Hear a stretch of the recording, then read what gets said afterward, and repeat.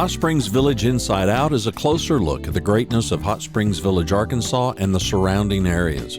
People, places, experiences. Hot Springs Village is one of the most beautiful places on earth.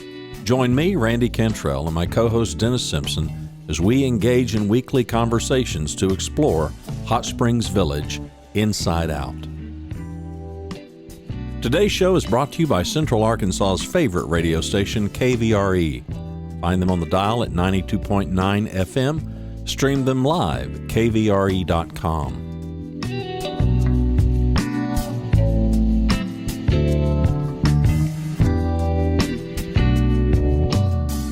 RE/MAX of Hot Springs Village. The award-winning RE/MAX of Hot Springs Village is the largest real estate office inside the village with over 30 full-time agents and support staff. Visit them to learn more about this beautiful place to solve your real estate needs. Call them today at 1-800-364-9007. Find them online at explorehsv.com. They are RE/MAX of Hot Springs Village at 1-800-364-9007 or online at explorehsv.com.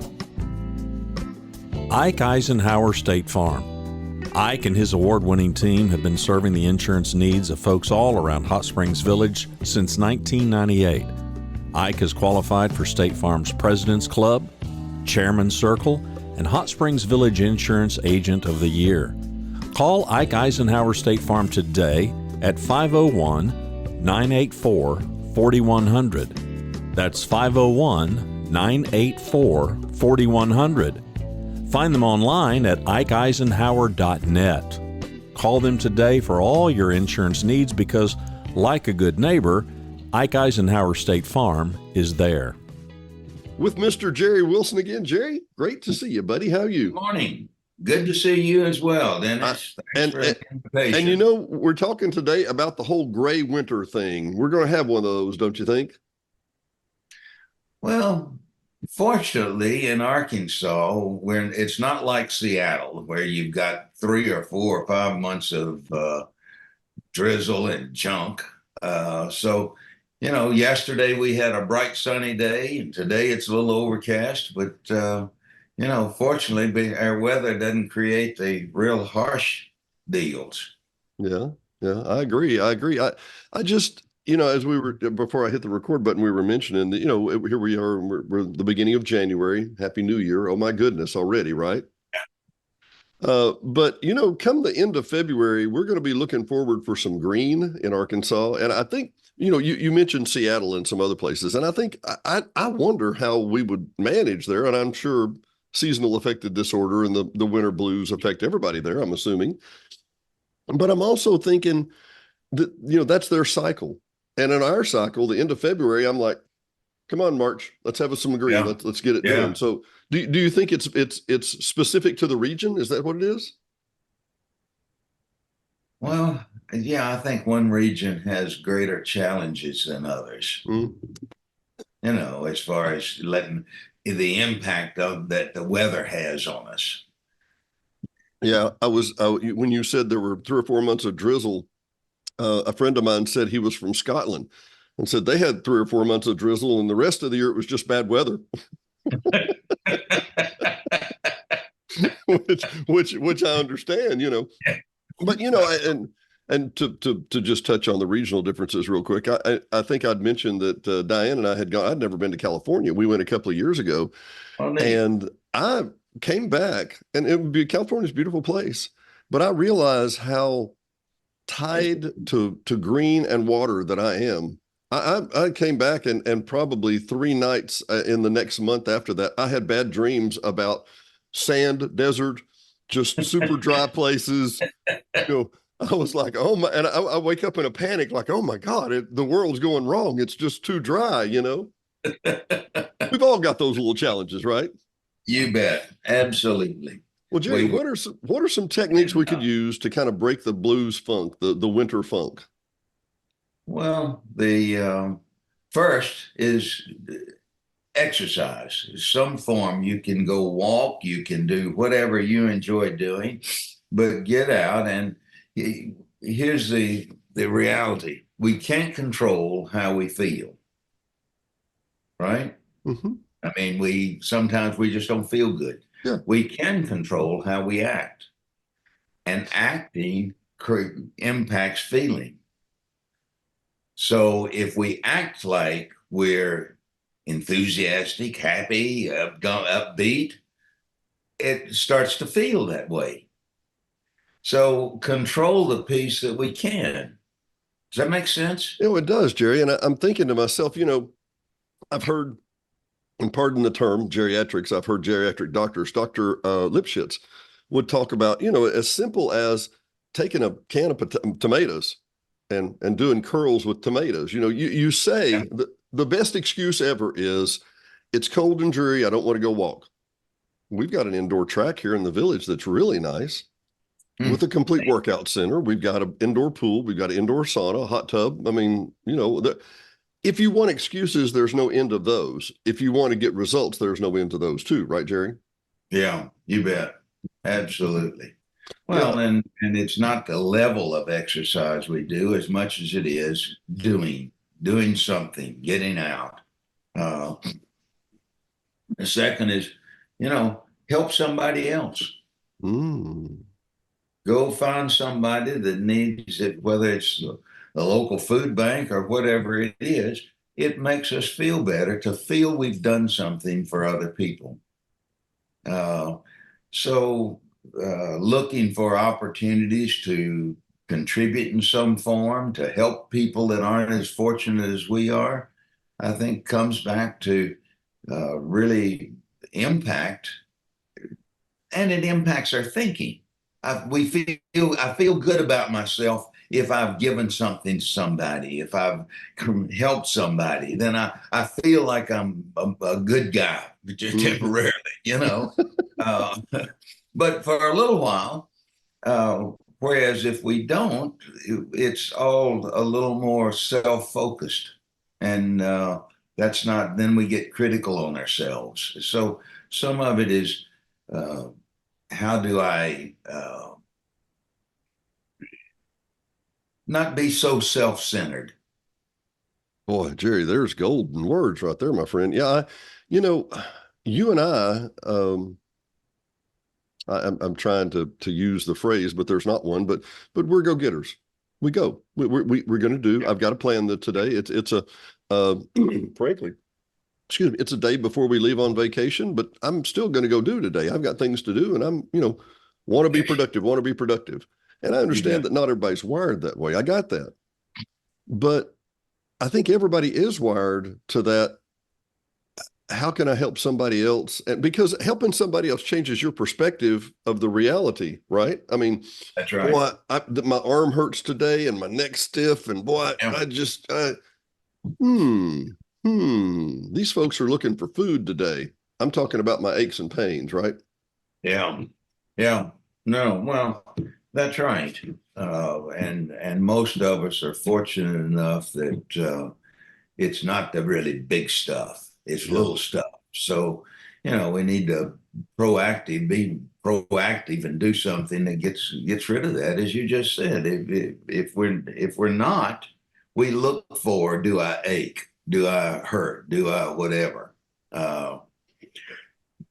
And we can always find pain if we're looking for it after we get to a certain age. Excuse me, Jerry, if you don't mind, and I can edit this if you don't mind, but can I ask how old you are, Jerry? I don't even know. I will be 80 in March. And you work out how many times a week, Jerry? 3. 3 times a week. 3 times a week, Monday, Wednesday, Friday. About an hour and 15 minutes, hour and a half max. Get some, what do you call it? Heartbeat going on the elliptical for the first 20 minutes. That's the first 20 minutes of my workout as I get on an elliptical and get my heartbeat going, and then move to weights and do other things. Do you come from particularly good genetic stock? I mean, people in your family have heart disease or whatever? Not for the most part. My mom lived to be 92. uh, and lived alone by herself, was still taking care of herself. Uh, my dad was injured when I was 10 and hospitalized for life after that. Mercy. I never knew about that. But my docs all tell me that that exercise is a key factor in how and why I've been fairly healthy. Been And very healthy. I Been very interrupted. lucky. I interrupted, and I'm sorry I'm doing it again. But you said Oh, about 40 minutes of cardio, and then what? 20 of 20, cardio, 20. 20. Then I'll do some stretches like this morning. I did some stretches, and then I got in the floor and did some exercises related to the core, Mm-hmm. stomach and core area, and then was doing some other, starting to do some muscle kind of things. And I looked at watch and said, "Ooh, I've got to get out of here. I've got to go get cleaned up and get dressed and get ready for dentist." I got to comb. I got to comb my hair and brush my Yeah, teeth. that's right. Both of Both of them. I want to make note and put this in perspective that you know I don't think you and I don't my drive. I don't say, man, I've got to be successful. I say I've got to get things accomplished. I want to get Yeah. things done. Yeah, Okay. And I think we have that in common. I think a lot of people have that in common. we do. And I think what actually success develops from that because of one word that you haven't mentioned that I keep hearing, and that is discipline. Discipline. Oh, yeah. If you Yeah. want to be successful, discipline sets on one shoulder, success sets on the other. Is that fair? Yeah. Yeah. No, that's a part of it. Learning to discipline ourselves is, in my opinion, is critical. That really is. Well, I mean, Gary, and I'm not getting in your head too far, but I mean, you'll be turning 80. Oh, this whole workout thing, man, I mean, how much good is this going to do? Come on, right? No, I look at it. I always feel better when I finish. Mm-hmm. Uh, Sometimes tired, but still feel better after a shower and cleaning up. And so I look at it as I know that I'm gonna feel better. And I look at it as obviously retired, a part of my job. Part of Hmm. my job is to do that. That's just part of the deal, I right? had a meeting after this set up that we had to cancel this morning. I had some scheduling issues, but we've got a show coming up with myself and Jeff Adkins, a buddy of mine that's always on with us, and Mr. Randy. And it didn't dawn on me, but you should have been in this meeting too, and maybe I'll ask you too here.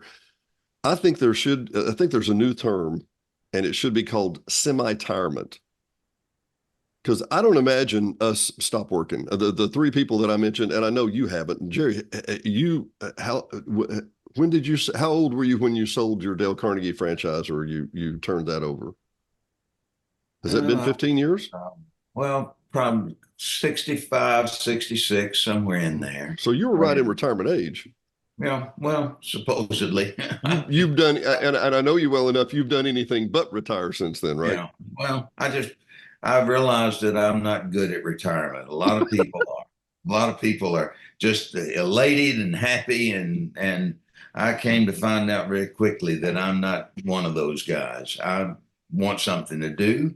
I want somewhere to go. I want something to see that I've accomplished, and it doesn't have to be big stuff, but it is something that matters. Do I enjoy doing yard work. A lot of people hate that. I enjoy it, fortunately, but it's accomplishing something, and you look back and say, "Well, I did that." You know, I'm not totally wasted. I did that. I've got a You great friend. know, I'm sorry. No, go you ahead. um, I was thinking after we talked about doing this, I was thinking and uh, thought I'd mention the road. You familiar with the road less traveled? I've heard the name of the book, Jerry, but that's about it. I don't know much other than that. Well, I encourage you to get a copy. I You can will. get it in paperback. Scott Peck. Uh, and in the book, Scott, first sentence in the book, I said to my daughter yesterday, we were talking about something, and I was thinking, because of this, I'd been thinking, and I said to her, "You remember? I know you read The Road Less Traveled." She said, "Oh yeah," and I said, "You remember the first sentence?" And she did. The first sentence is, "Life is difficult." And until you accept that life is difficult, you'll always be miserable because you'll be whining about all the stuff that's wrong. And after you accept that life's difficult, then it becomes much easier. What a classic line. What a classic line. Because you're setting up yourself for disappointment. You're setting up yourself for, oh, well, I didn't know this was going to be difficult. Yes, you did. Yeah. We told you in the book, right? Yeah. Yeah. Yeah. What a fascinating, The Road Less Traveled. Say that author again, if you would. Scott Peck, P-E-C-K. Scott Peck. I've seen that actually, if I'm not mistaken, Jerry. I think I saw it on your desk years ago. Probably. Probably Well, so. It was one of those books that is really pretty timeless, and it's just about living life and winning in the sense of that we are having a good life. We're not miserable. We're not whining all the time. And that's a major step. But Jerry, let me play the devil's advocate for a minute, just to hear you address those. Okay. Well, that's okay for you, Jerry. You got it made. I mean, life's been easy for you, Jerry. I mean, you don't have a physical defect. You don't have an abnormality. You're okay looking. I mean, hell, you're in commercials, right? I've seen you in commercials, Jerry. Yeah. But there's going to be people that say that. They are, and they're going to say that you got a more favorable hand than somebody else. But that's not what it's about, is it? No, it's about playing the hand you got. It's not about getting a great hand. It's about playing the hand we've got and making the best of it. And that's where Peck comes in. If just accept life's difficult, period. It doesn't matter where you were born, what social class you're in, what it doesn't matter. You just have to accept that life's difficult. See if I can. I'm not sure that I can get right to. Well, let me give you 30 seconds while you're doing that. I'm going to tell people. I'm sorry. Go ahead. Go ahead. Section 1 is interesting, as you say, that is discipline. He says life is a series of problems. Do we want to moan about them or solve them? Do we want to teach our children to solve them? Discipline's a basic set of tools we require to solve life's problems. So it goes right back to what you asked about being disciplined. Mm-hmm. Jerry, what crosses my mind, and I'm trying to put, and I love the play the hand you're dealt thing. That's you don't have any other option. That's your best. Yeah, that's right. Yeah. But I think a lot of people think that there's this eternal optimism or something. I know you and I see problems every day, Jerry. I never want to get to a point where something looks impossible. I've got a problem, and it's a problem. It's a problem. It's a problem. It's a problem. It's come down to, it's a logger jam, and at the moment it seems insurmountable. Yeah, sure. But the point of the matter is, I'm alive. I'm breathing. I'm healthy. When you reframe it and come back and say, in perspective, this is not that bad. That's a 5-minute problem. That's not an eternity problem, right? Yeah, right. You bet. That's temporary. Yeah. Well, I wanted to go one step further to this, and so discipline, working out, basically your mindset to help others and go where you need to go there. I think there's 2 other things. Number one, and I had used this last time, and you liked it. By the way, in case people think that Jerry has had a blessed life, I refer you back to the last show we did with Jerry, where he told you how he broke all the sales records for 0 sales for 2 years, if I'm not mistaken, Jerry, right? Yeah, absolutely. more than difficult would be the case, I would say. But I mentioned this last time that it's kind of like having a goal or a dream ahead of you is like throwing an anchor out ahead of you and then pulling yourself to that dream. Oh, Do you yeah. think that helps with the winter blues too? Oh, absolutely. Absolutely. Because the winter blues are temporary. I mean, that doesn't even have to last all day. It's a very temporary thing. Uh, so looking at it as being temporary instead of a fatalist thing that I Yeah. can't get out of, is how we move forward, right? Reading, uh, you say, what else can we do? Read something inspirational. Read something that will lift your spirits, that creates a good attitude, that something that we feel good about. I asked Edwina, my wife, this morning. We had watched we just ran into by accident. We were flipping through on Netflix and saw this movie, and we thought, well, we'll watch that.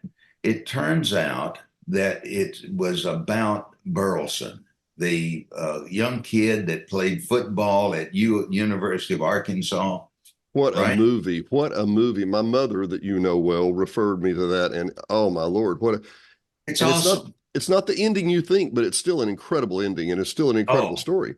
yeah, it really is. And so doing things like that, it fills our mind with positive, you can do it thoughts Mm-hmm. versus negative, you can't do it thoughts. We all talk to ourselves. Yeah. The problem is most of us beat ourselves up when we're talking to ourselves. And we have to send ourselves positive messages. I can perform. I do study, can discipline. And giving ourselves really positive thoughts. It's critical.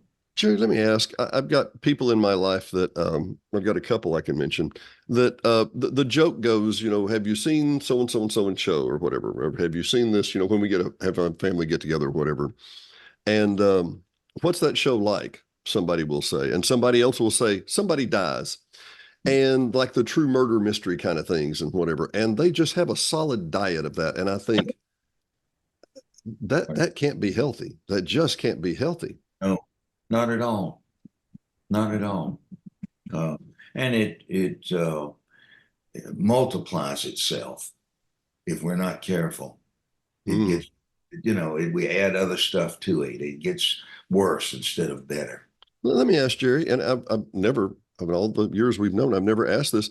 Why do you think that our self-talk is negative many times or can be negative many times? And I mean, you have to fight gravity to reverse that feeling and say, yeah, no, I can do this. Why are we wired that way, Jerry? Is it just, do we think that's the more productive solution? Well, why even try? Because, it's why should I even try? Because it's going to be really hard and I'll probably fail. I mean, where does that come from? I think you wouldn't, and I wouldn't let somebody else talk to me as harshly as I do. Right? I think you're right, Mr. Jerry, and I think nobody else knows our inside outs as well as we do That's to right. to give us a cussing in the right way. Yeah, that's right. Hmm. So that's always in front of us is that we think, yeah, but, yeah, Hmm.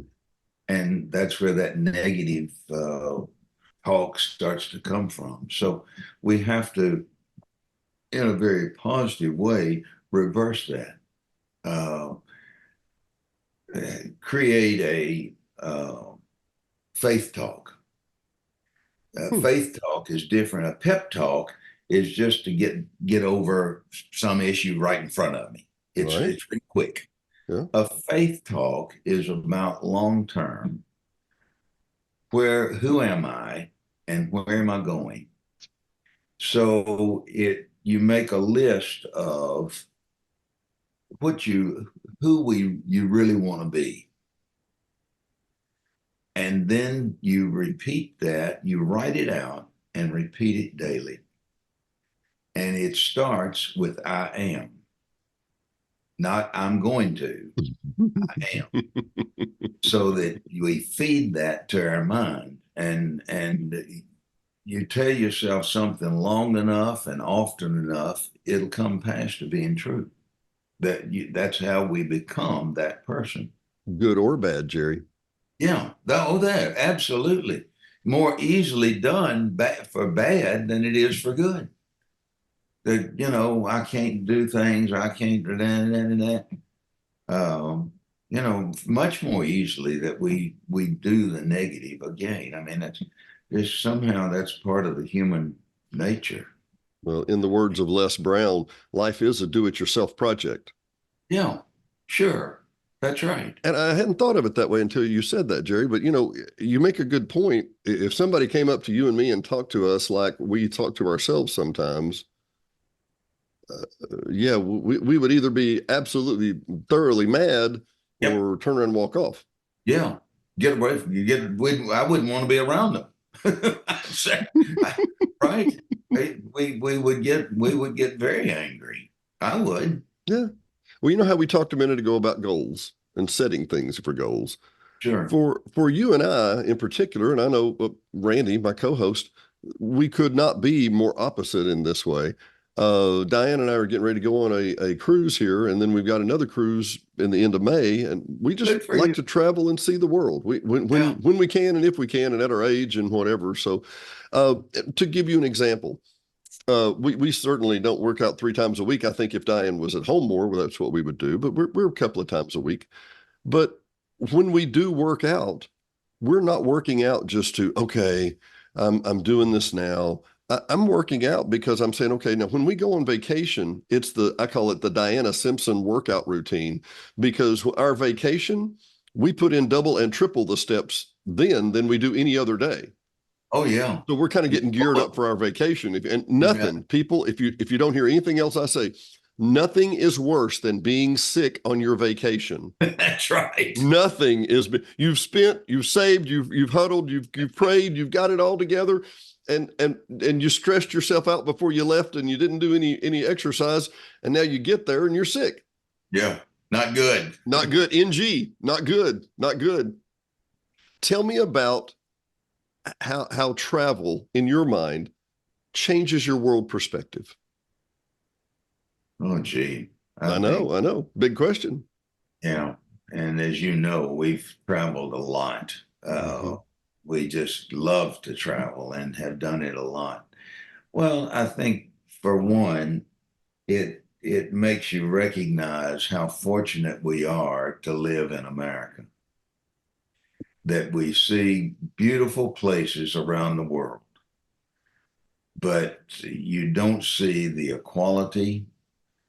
You don't see the standards of living that we enjoy right here. So for one thing, it really makes you, I think, more appreciative of our world. It makes me say on tax day,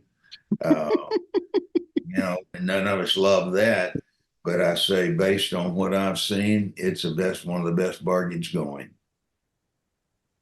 By comparison, it's the finest thing I've got. Yeah. Right.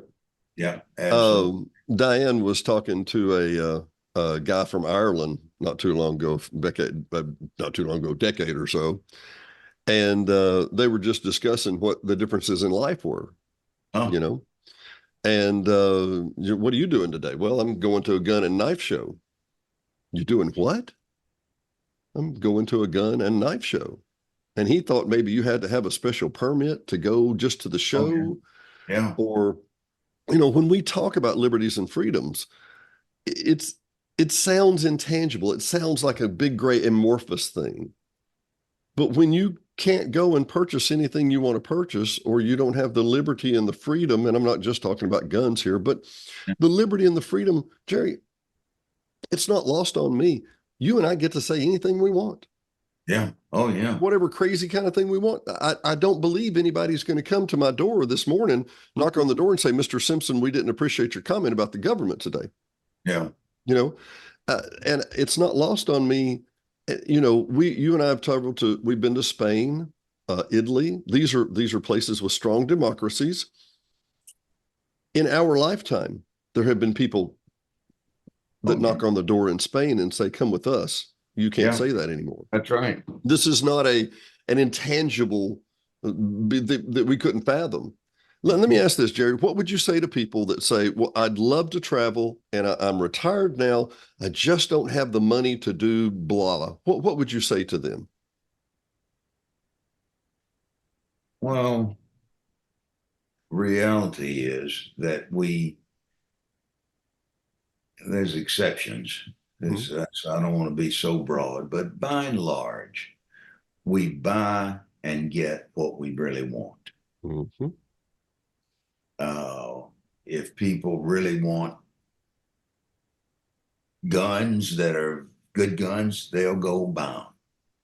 If we really want travel, we'll go find a way to do it. I mean, there's lots of ways to travel. It doesn't have to be first class, and got some of the most fun trips I've ever had, or cheap trips, but we got to see the world, you know. Uh, and we weren't in great hotels, and we didn't eat super fancy meals, but we got to see the culture, and that's what I enjoy is it's seeing the culture and how they live and how they differ. And I was talking with a friend New Year's Eve. We were at a party, and he's an extensive traveler. Mhm. Has probably been to, he's guessing 150 different countries. Wow. And he said, you know, I go in grocery stores, and I said, so do I. He said, do you? And I said, yeah, I want to see what their choices are. Is it like our grocery store? I want to see what they eat and what they do. I mean, I make it a point to go in grocery stores and just, you know, see what's the local culture, you know? Let me pause for 1 second, Randy. Sure. Jerry, I'm sorry. Hang on. I know many times Diane thinks I'm going to get her killed, but when we're in a foreign country, within reason, I can't wait to get out of the tourist traps. I Yeah, can't wait to get out of that area and see how they really, really, really live. yeah, yeah, me too. Cozumel is an absolutely beautiful island off the coast of Mexico, maybe 20 miles, 15 miles to the east of Mexico in the Caribbean. And the ports are on the eastern side. And we rented basically a moped. Oh, And we drove right across the middle of the island to the opposite side. And there was above that, there were some resorts, but it was very, very sparse. And beneath that, there was a nature preserve that covered the entire south half of the island. oh, wow. And we were able to go out there and just walk around in those coral reserves and see. You really got a picture. You really, really, for just a glimpse, you got a picture of what this island, which, 75 years ago wasn't developed at all. It was just, Yeah, they didn't have roads to speak of. But you really got a sense of what the real nature was, what it was like before man showed up, if you know what I mean. yeah. And that was moving, impressively moving to me. And as we drove back through the island, bisected it, and we drove back through the other side, there was a little tequila factory, a genuine tequila factory where they were cutting the agave and making it. And to be able to see what they do on a normal basis every day was just fascinating. I mean, the same through you, Jerry. You love those little side trips. Yeah, absolutely. Absolutely. That's the most fun things is if you can be fortunate enough to get in with the locals Mm-hmm. and see life. You Yeah. know, that's one of the highlights to me of traveling. I have got to tell you what actually happened. We bisected the bill the and I wasn't going to tell the whole story, but I will real quick. We drove to the opposite side, and there was a little restaurant and like a gift shop, hats and stuff and trinkets and wraps and whatever. And for I think it was 10 pesos for 50 cents, you could get your picture taken with the iguana. Yeah. And so did that, went inside and got some unbelievably fantastic food at this little place that had zero electricity because it's at the opposite end of the island, right? And they've got just little butane burners, and every night they pack up the butane and take it with them. And, and about that time, the Cozumel, I'm sorry, the Cozumel Harley Davidson Club showed up, and I'm not exaggerating. On the east side of the island, you can rent a Harley Davidson and ride it the exact same path. Now, I've got a little moped, and we're beaming from one side to the other. And we get to that little spot, and all the Harley riders come up. So they've rented bikes, drove them over there, and they're having a great lunch. And it's a stunning view. It's incredible. That's neat. And the guy who's running the Harley Davidson place he said, "You take your picture?" I'm like, "Yeah, sure. Well, thanks." And super nice guy. And those salespeople, it seems like they're always nice, doesn't it? What is that? Yeah. Who knew? Who knew? Yeah. And so we're taking the picture, and he said, "Where are you from?" And I said, "Well, from Arkansas." And he said, "What?" He just broke into it just without asking or volunteering or whatever. He just said, "You need to tell your friends back home how safe this place is." Huh.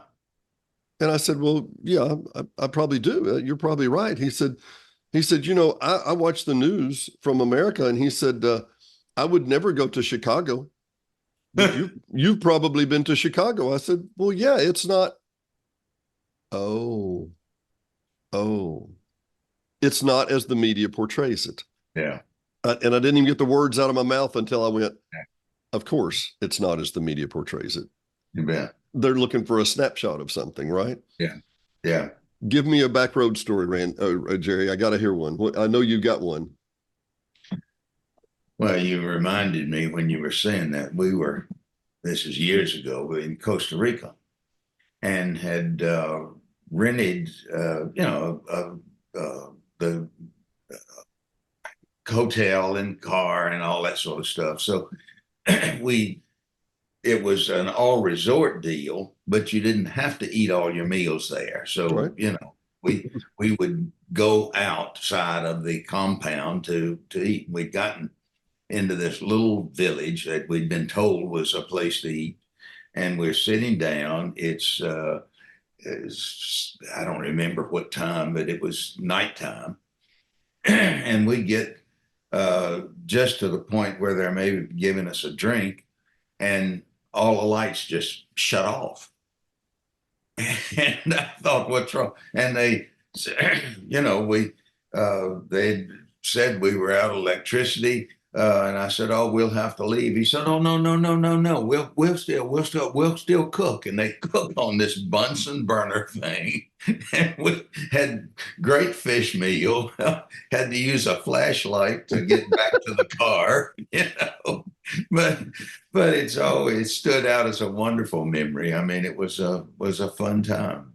And the irony of that is that you could not have paid to have made it that spontaneous. Or it's not about money. It's not about money. No, it's just. I remember being in the Bahamas one time. I think we were in Freeport, and started raining really hard, and all the power went off. And I told the guy, I said, "Was this power coming back on?" He said, "Yeah. When it quits raining." I said, "What?" He said, "No, there's no problem." He said, "We just turn off the electricity because we know when it rains really hard, it'll flood all the underground electronics, and we don't want that way. So we just turn it all off until it quits raining, and then we turn it back on." And I'm like, "Okay." And I think the point I want to make here, Jerry, and not to diverge into travel, but we're gonna. It's not a wrong way of thinking. It's just different. I think that's what travel helps me understand. And I'm not talking about you don't have to leave the United States to see that. Oh, everybody has different trends and categories and profiles. Yep. It's not wrong. It's just different. Yeah. And that's part of the fun, is that it is different. Mm-hmm. That's I'll tell you what, I want to throw some stuff out real quick, because I know we have listeners and watchers that are travel hesitant, and I understand that. Let's you and I, and once again, how does this compare to the winter blues? We're planning ahead. We're looking ahead. We're making a plan for the future that will drag you into the future, as opposed to just drudging through it one day at a time. That sound fair? Yeah. So, I mean, as you do that, let me share, you make me think. Um, One of the things that gets us down in the winter blues kind of thing is we'll often hear other people talk about where they've been or where they're going. And the sort of automatic thing is, God, I don't ever get to go anywhere, and that, poor me, etc.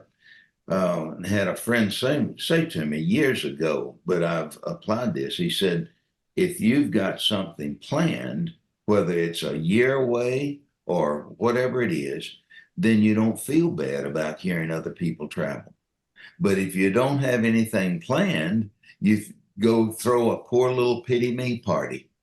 And I found that to be true. So having something planned helps me to alleviate the poor pity me and the funky winter weather, etc. If I just know that, and it doesn't have to be. It could be a weekend planned.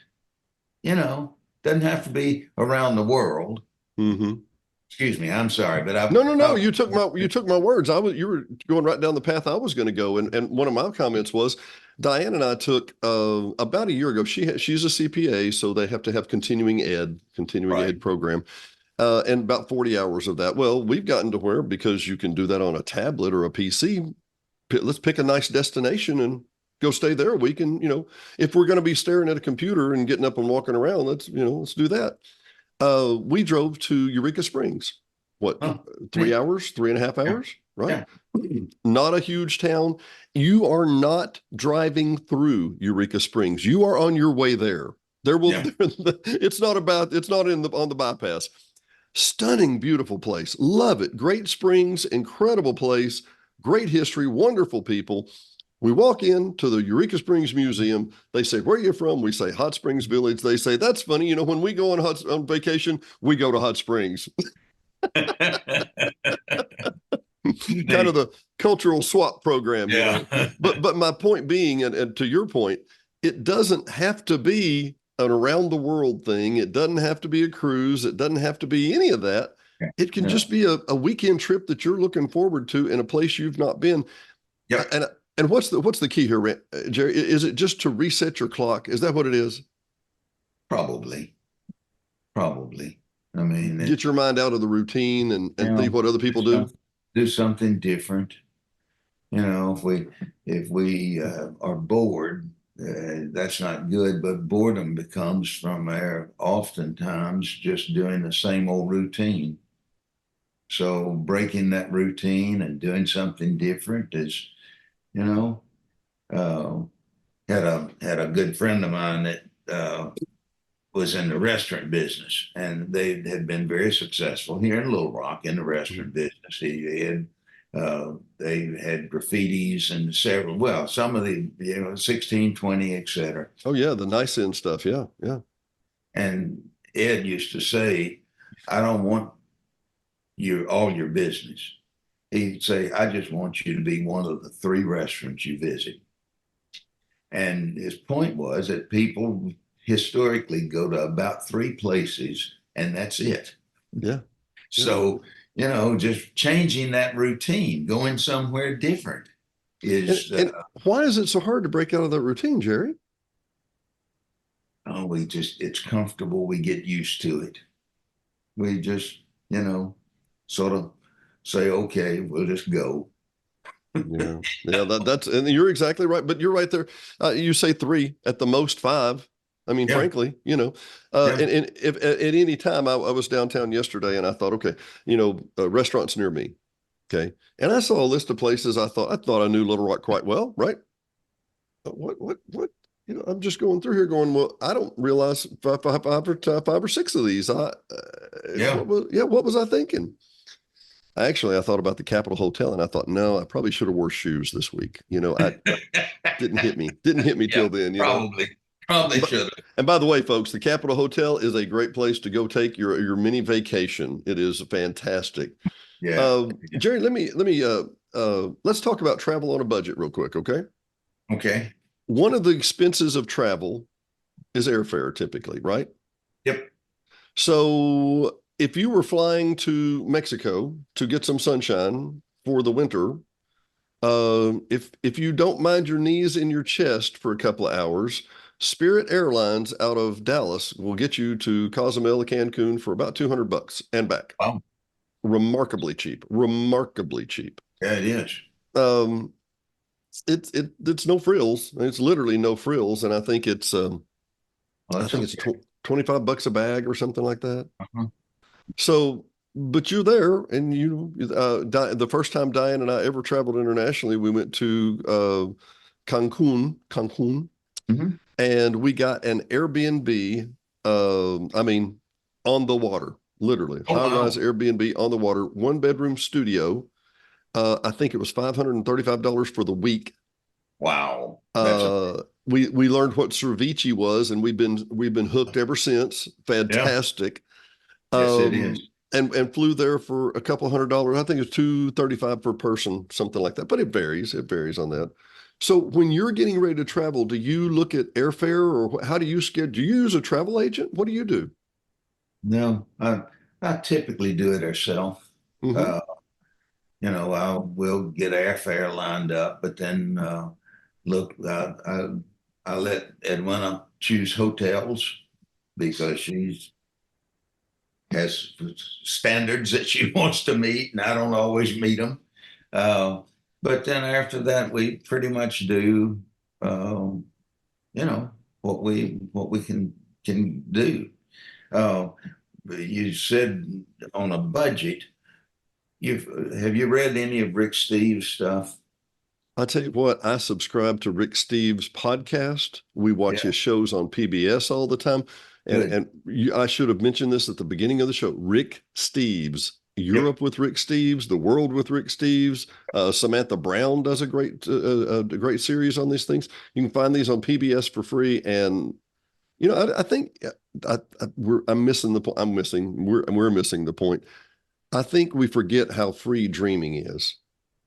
Oh, if yeah, if I can dream and daydream about how we would go and what we would do and where that would be like, and Diane and I, when we're watching one of these travel shows, we've got a map in one hand and we've got the remote to the TV in the other, and we're going, okay, now where are they talking about now? yeah, yeah, To just try and get a feel for it, right?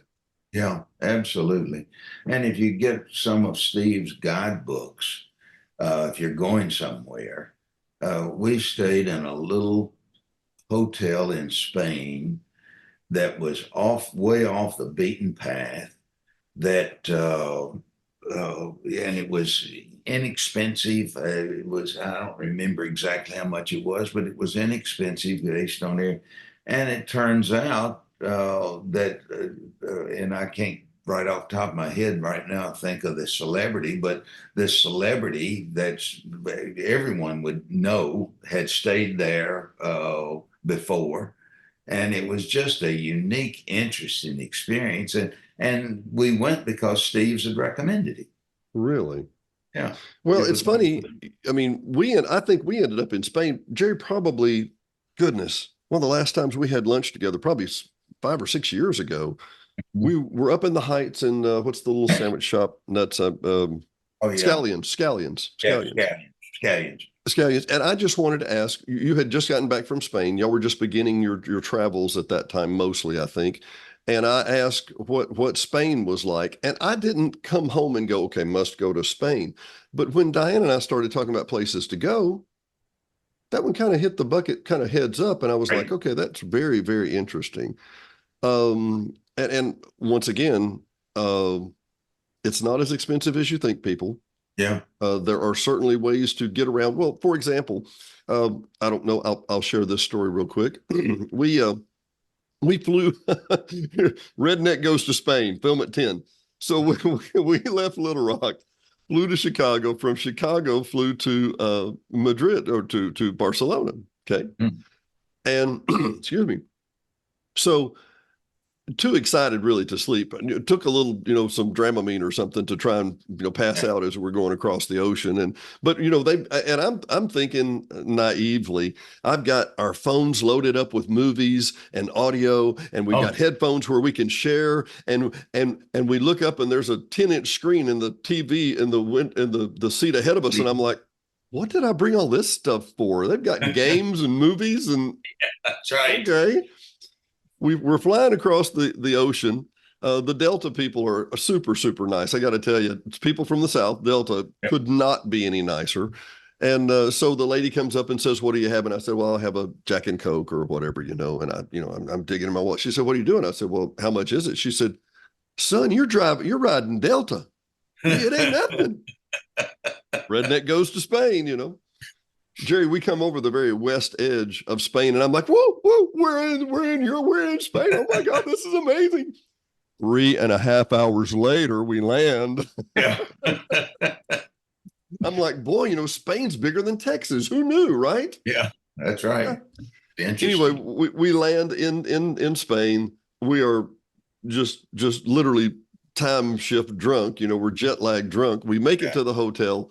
We're just watching all and we get to the airport, and we find a metro bus that will take us to La Rambla, where we're going. And I remember thinking, riding the bus never felt this much fun, because I'd seen sights and sounds and names and words and whatever. And Jerry, I know you're going to echo me on this. When you're in another country and you start seeing English on the wall, there's a reason. Right? You want to comment there? Well, it brings a lot of stuff home, doesn't it? Mm-hmm. It does. It does. It reminds you. Well, and you think, okay, well, they obviously painted this in English for visitors or tourists, right? Right. We get to our hotel. We walk out of our hotel after we laid down a few minutes. Went to the fish market beside us that was built in 775. Yeah. Wow. We walked 3 blocks from there to the old Roman wall that was built in 0 AD. Yeah. Yeah. And my mind is just blown, right? We finally, I'll truncate the story, but well, okay, no, I won't. Well, we get ready to leave the next morning, and I tell the taxi cab driver I need to go to the Carnival port, and he says, "Impossibles, impossibles." And I said, "How's it impossibles?" He said, "The marathon." Now, Jerry, this is the international symbol for the marathon, is the little fingers running across your hand there. Yeah. And so he takes us as close as he can. And we get down to the edge of where we can walk. And he says, "It is about 5 clicks from here." And Diane says, "What?" And I said, "About 3 miles. And she said, in South Arkansas words, "Get your bags." Yes, ma'am. And by the way, I let Diane pick all the hotels. It works perfect. They know exactly what they want. They know the location. They can read a map. They know it. Yep. I've never had a bad experience having my wife pick out the hotel. We get down to the port. We cross the marathon. You know, can we cross here? Yeah. We walk around another loop, We get to it, and I'm looking at my phone, and it says there's a bridge. Okay, yeah. And I look at where the Carnival port is, Jerry, and it's dirt. They haven't even built it yet in the picture, right? Oh, wow. So we get to the bridge, and I realize it's a 173-foot arch bridge, so the boats can go under it. It was at that point that my little South Arkansas girl said, "Taxi." we get on the boat, and I'm telling all this story to get to the good point here in just a minute. We get on the boat, and there's a big old guy, and he's got a white shirt on and the Buc-ee's on the front of it. And I'm like, "Buc-ee's?" Of course, I don't know that that's what I'd wear on the boat, Jerry, but you get my point, right? And he said, "Yeah, we just left Orlando." No. To what? He said, "Yeah, we just left Orlando." I said, "But you're on the boat ahead of us." He said, Yeah. He said, we're going to be on here. I said, "But are you going to do the cruise with us too?" Yeah. I said, "Then you're going home?" He said, No. He said, "We got another 14 days in Greece and Athens, and then we're flying back." I said, "Let me get this straight. You came from Orlando to Barcelona." He said, "Yeah, 13 days. And I said, do you mind me asking how much?" And he said, "With taxes and everything, it was about $80 per person per day. That includes meals, transportation, no airfare, entertainment. I mean, the whole 9 yards, Jerry." Now, this is an interior room, right? But I thought, and when I asked him, I was just stunned. I thought, so you came 13 days over here, and they had 5 or 6 ports, Canary Islands, Bermuda, that kind of stuff. And I said, "So, I was stunned that he was going on another 11-day with us up through Portugal and back, and then he had another 14-day through our. And I said, so you come back and fly back then? He said, yeah, we'll be on the boat about a month. He said, but then we're flying back. And I said, so you just don't like flying? He said, no, I don't mind flying. He said, there are people that came over with us on our 13-day, and they're not going back to the United States until this boat goes back in the fall. Now, this was May. Oh, gee. So my point for the whole story here is there are very inexpensive ways to travel if that's what you want to do. And if you have the time, that's a different thing, right, Jerry? You bet. And if you have the date open to go when they're running discount fares, if your calendar's open, you can go short notice. There's some great bargains out there.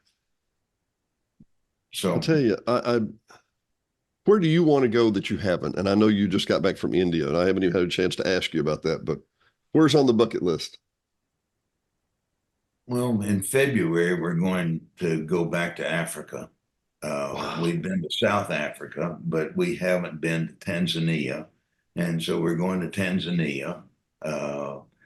And we're excited about doing that. I mean, even though we've been to Africa, it'll have some similarities, but it'll also have a lot of differences.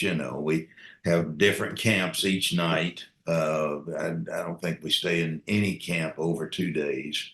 So we'll get to see a lot of the country. Kind of an African buffet. Yeah, it's a kind of an African buffet that you get a little bit of it. That's what we talk about. Yeah. Cruise ships, you get a buffet, right? Yeah. So, how do you deal with the jet lag? What do y'all do?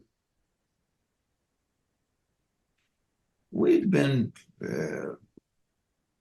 pretty successful at not just having horrible jet lag.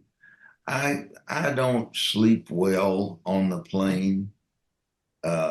Just don't. I used to be able to do that pretty well, but as I've gotten older, I don't do it quite as well. But on the plane, I will change before we get to the destination. I'll change my watch to the time that we're going to where we're going to be. I'll go brush teeth and do your hair, and both of them, and do all that stuff, and just change to the time that we're going to be when we get there, so that we start acting like it's that time way ahead of it. Is that that's priceless, because I keep looking back and going, it is 3 a.m. back home. Yeah. And it just makes me all the more miserable. Yeah, that's right. So, yeah, I think part of it's psychologically that you'll do differently. But I think it also helps you to make that adjustment. And then, the first day we will, according to how bad it was getting there, we will take it easy, but be sure and get up the next day and start local living, Yeah. Give yourself a day or two to adjust, but then get back on their time, right? Yep. Wow. Tanzania, Jerry, really? So, okay, because we're standing here and I got just a couple of minutes to burn before we finish, tell me about India. I was fascinated when you said you wanted to do that. What was it like? Well, we had done northern India about 4 or 5 years ago, and really were enthralled with it. Really? So, we wanted to go to southern India, Mumbai. Mumbai is I used to remember the numbers, but that's been long enough that I've now forgotten. But it's like a city of 10 or 12, 15 million people. It's a very, very crowded city. Yeah, that's why I was asking. It's the most densely populated city, one of the most densely populated cities in the world. There's lots of billionaires there, but there's more, and I've forgotten the numbers, but the number of people that live without transportation, without a roof over their head, without virtually anything. In the slumdog stuff, you remember that movie, The Slum? Yeah. Well, that's what's there. I mean, that's what's there. And the rest of the southern India was not, I'm glad we went, but I wouldn't go back. So contrast and compare North India, which I guess is much more mountainous, and is a lot less dense? Yeah, it's less dense, and you've got the triangle that you go from the Taj Mahal to, so you're dealing with some really nice areas, but it's just cleaner. It's southern India that with all the poverty, it's just cleaner than the southern India. Well, and you're people drawn. they dress wonderfully. I mean, people that are on the street just have on colorful clothes and just seem to be making the best out of life. And one of the things we'd done on that trip that was a real favorite for me. We rode a bus about 2 hours, 3 hours out into the countryside, where once a year people bring their camels and horses there to trade. Really? And it's just amazing. Oh, geez, God, one of my favorite photographs, I've got this guy that's squatted down, and surrounding are like 8 or 10 camels that he's got, all tied down, and he's on a cell phone. Making deals on the cell phone while his camels are there. Yeah. So that was a slice of real life. We saw that, and it was just a real slice of life. And when you talk about the slice of life and riding on the bus for 2.5 hours to 3 hours, all I think is the super narrow roads and the way they drive and the brightly colored buses. Yeah. Oh yeah.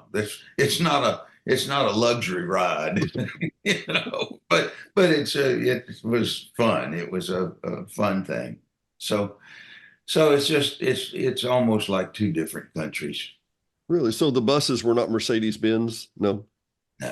It's like school bus kind of stuff. No, I love those, and it's funny those pictures in your mind, Jerry, just really stick. And I the way you described it, I can just see that. I will make note. I'm going to go back to Dale Carnegie just for a minute, but in the book, How to Win Friends and Influence People, if I'm not mistaken, I'm going to do a quote here and hope I get it right.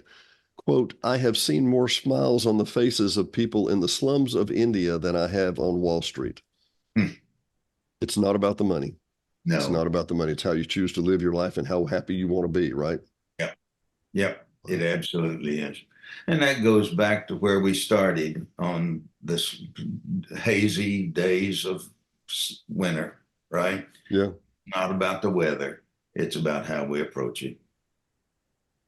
Jerry, I could talk all day with you, but I guarantee it wouldn't get any better. Excellent point. Excellent point. I have got to wrap it up. My friend, it's been wonderful talking to you again. Thank you. My pleasure. Jerry, we'll talk soon. Opportunity. Then it's always fun to talk with you. You love to travel and do stuff, and it's always looking out your back in the back. That's a gorgeous scene behind you.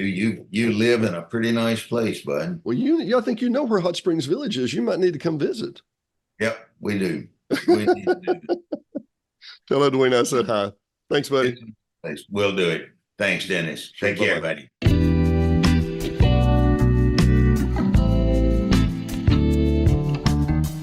Thanks for watching and listening to Hot Springs Village Inside Out, a weekly podcast starring Hot Springs Village, Arkansas. Visit the website at hotspringsvillageinsideout.com.